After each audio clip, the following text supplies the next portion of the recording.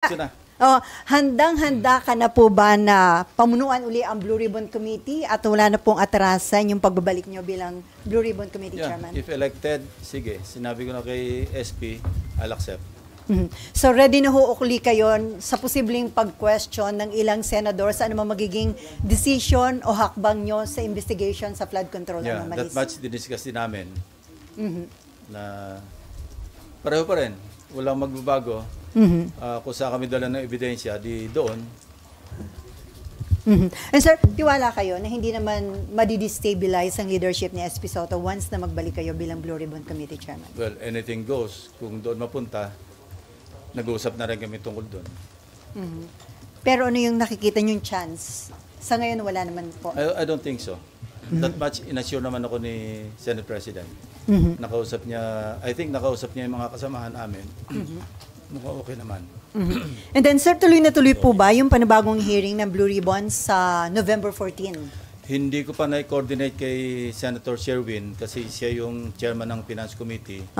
Hingin ko yung Friday kung pwedeng ibakante niya. So, tentative pa po yun, sir? Kung mabibigyan niya ng puwang, tuloy yung Friday hearing. And then, marami pong curious dun sa sinabi nyo na isa sa mga invited ay very important witness. Gaano po ba ka-importante ang kanya magiging testimonya, sir? Importante kasi pwedeng ma-wrap up yung lahat ng pwedeng o kailangang malaman patungo pati sa prosecution sa conviction. May mga bago po siyang magiging revelation na hindi pa na-reveal ng mga previous witnesses? Yeah, naturally and surely. So may nagsabi na po siya ng affidavit, sir? Wala pa. Pinapa-finalize ko yung affidavit within the week.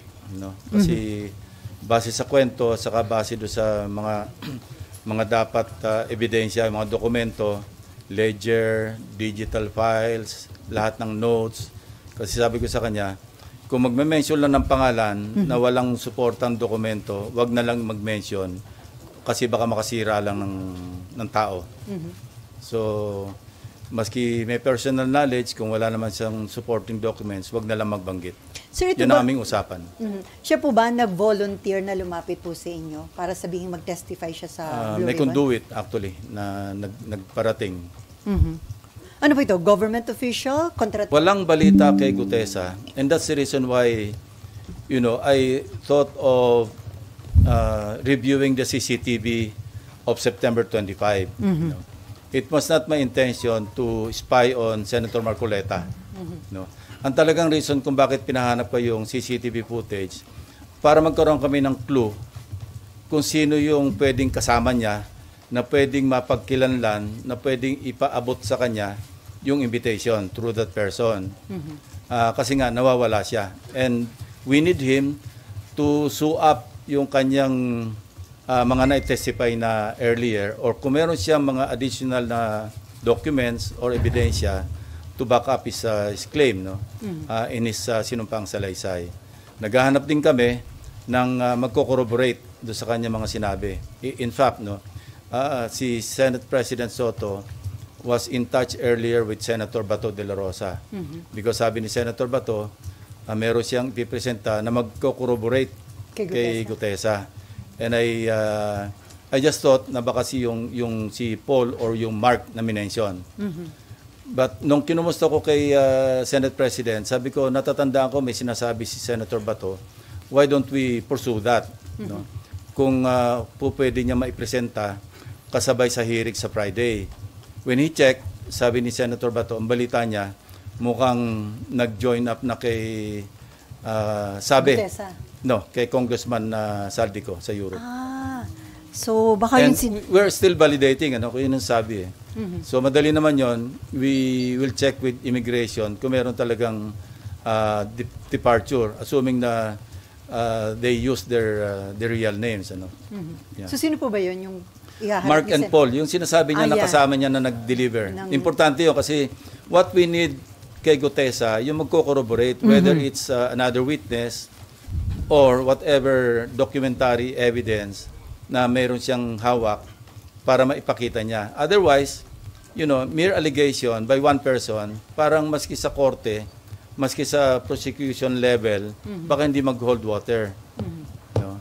So hindi ho kayo mag-stand up yung kay Gutesa na... Sa ngayon, sa tingin ko, no, being an investigator for so long, pag alam kong ganun lang, isang salita lang, sa isang tao, mahirap tumayo.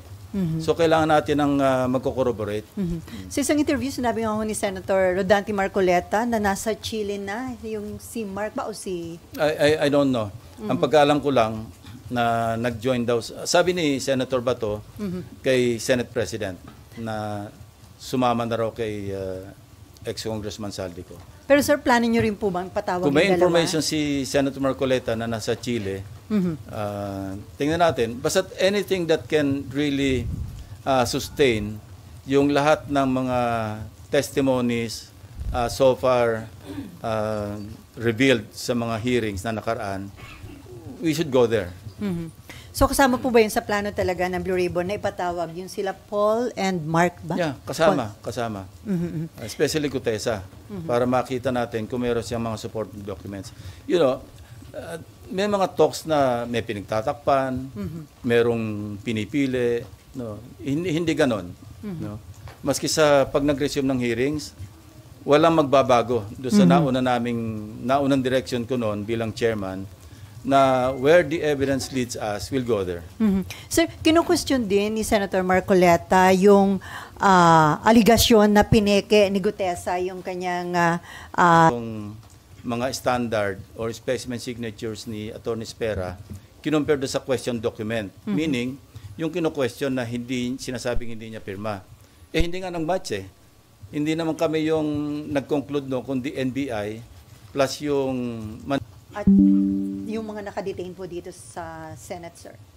Yung mga hinahawakan na ng ombudsman at saka yung inimbestiga na undergoing preliminary investigation, kung ano yung kakulangan na pwede ma-contribute pa ng Blue Ribbon Committee sa mga hearings, pwede pa rin namin i-pursue. Pero kung repetitive na at naipadala na, kasi I remember no, when I gave plus drives no, kay Secretary Vince Dizon. Ito yung pinanggalingan nito, yung dalawa kong privilege speeches. Binigyan ko yung acting ombudsman at that time, si acting ombudsman Vargas. Binigyan ko si dating ICI advisor Mayor Magalong. Binigyan ko si Secretary Vince Dizon. No, sabi ko, kompleto na yan. Actually, pwede na ako mag-file ng kaso based on the evidence contained in those two privilege speeches. Kasi kompleto naman talaga yun eh. Videos, documents, yung mga falsified documents, yung pagkasingil, nagbayad, lahat nandoon naman na.